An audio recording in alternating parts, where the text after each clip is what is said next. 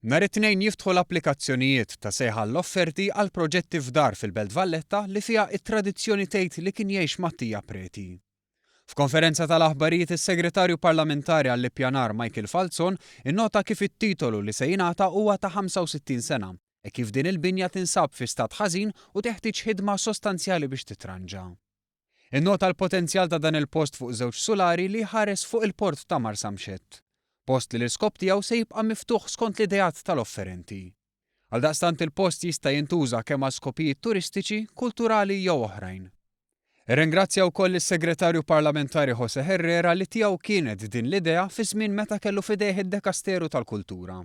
Idea li grazzi għal kooperazzjoni fil-Gvern ma ntilfitx imma ntirtet. Herrera fakkar li Mattia Preti huwa isem artistiku importanti tal-moviment barokk. Preti li huwa magħruf ukoll bħala l-Kavaliere Calabrese ġie f'Malta fl-1659 u miet fl-1699 u jinsab midfun fil-Konkatedral ta' San Ġwan. F'ħajtu hawn għamel diversi xogħlijiet, inkluż fil-Konkatedral stess.